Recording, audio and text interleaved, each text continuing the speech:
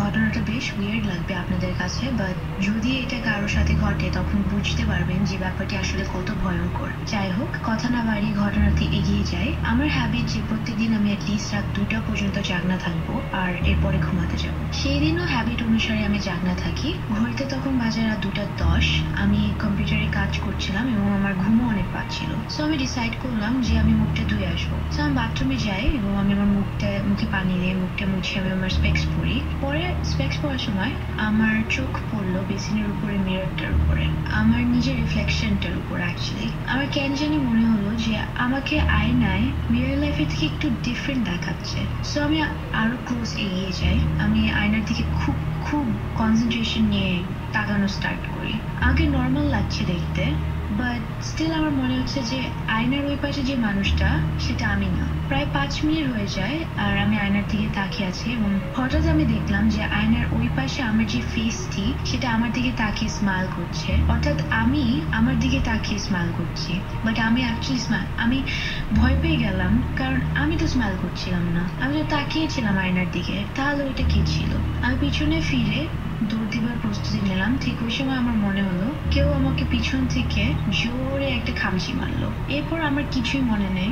যখন জ্ঞান ফিরে আমি নিজেকে আমার বিছানায় আবিষ্কার করি এবং ঘড়ির দিকে তাকিয়ে দেখি যে ঘড়িতে 2টা 10 বাজে তখন রাতে। আমার কম্পিউটারটা এখনো অন এবং আগের অবস্থায় আছে। আমার বাথরুমের দরজা পুরোপুরি খোলা এবং লাইটটাও অন ছিল। আমার স্পষ্ট মনে ছিল যে তখন যে আমার সাথে কি ঘটেছিল, আমার সব মনে ছিল। আমার মনে আছে যে আমি বাথরুমের ভিতরে অজ্ঞান হয়ে পড়ে গিয়েছিলাম। আমাকে কে তাহলে আমার খাট পর্যন্ত রাখলো?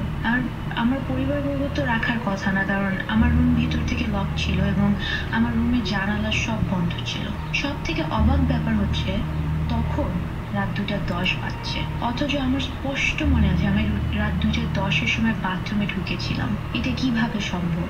যাই হোক, সবকিছু না হয় আমি মনের ভুল হিসাবে মেনে নিলাম, কিন্তু আমার পিঠে সেই লম্বা খামচির দাগটা এখনো ছিল এবং তাজা ছিল। মনে ছিল যে কিছুক্ষণ আগে আমাকে কেউ সেই খামচিটা দিয়েছে। খামচিটা বেশ লম্বা একটি খামচি ছিল, ঠিক আমার ঘাড় থেকে আমার মাজা পর্যন্ত যেত, যেটি আমি আমার নিজেকে ভুল করে দেওয়ার কথা না। সো ইট ওয়াজ ক্লিয়ার যে someone else gave it to me, but হু? আমার ঘড়ি তো ঠিকই চলছিল। এবার সব থেকে ভয়ের পালা। আমি সাহস করে বাথরুমে আবার ঢুকলাম। ঢুকে দেখি আমার বেসিনের উপরে আয়নাটা পুরা ক্র্যাকড। আয়নার সামনে এবার আমার যেতে খুব ভয় করছিল, কিন্তু সাহস করে গেলাম। এবার আমি যা দেখলাম সেটা আমি রাসেল ভাইয়ের জীবনেও ভুলতে পারবো না। এবার আমি আয়নার সামনে গিয়ে আমার নিজের রিফ্লেকশনটা দেখতে পাইনি। মানে আয়নার সামনে কিছুই ছিল না। আমি ভয় পেয়ে গেলাম। এটা কিভাবে সম্ভব যে আমার রিফ্লেকশন পড়বে না? না, এবার ফেইন্ট করলে চলবে না। আমি চোখ বন্ধ করে দৌড়ে বাথরুমের দরজাটা বাইরে থেকে বন্ধ করে দিলাম এবং রুম থেকে বের হয়ে গেলাম এবং সেই রাতটি আমি আমার মায়ের পাশে ঘুমাই। পরদিন সকালে আমি আমার আম্মুকে পুরো ঘটনাটি খুলে বললাম। আমার আম্মু আবার এসব অনেক বুঝে। সো সে সবার আগে বাথরুমটার ভিতরে ঢুকে এবং দেখে যে আয়নাটা এখনো সেই ক্র্যাকড অবস্থায় আছে। সে মিসিকে ডাকালো এবং আয়নাটাকে খুলালো। এরপর যেটা আমরা দেখলাম সেটা আমরা কখনো এক্সপেক্ট করিনি।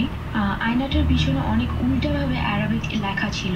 আমার আম্মু তখন আমাকে বললো যে কেউ তোমার উপর ব্ল্যাক ম্যাজিক করেছে, কেউ তোমার ক্ষতি করতে চেয়েছে, এর জন্য আয়নার পিছনে এসব লিখে তোমার ওয়াশরুমে লাগিয়ে দিয়েছে। এরপর আম্মু সেই আয়নাটিকে হুজুরের কাছে নিয়ে যায়, যিনি পরে সেটা ঠিক করে নষ্ট করে দেন। আমাকে পরে হুজুর বলেন যে আমি যদি সেই রাত সেই রুমটিতে কাটাতাম, হয়তো সেটি আমার জীবনের শেষ রাত হতো। রাসেল ভাইয়া, এই ছিল আমার ঘটনা।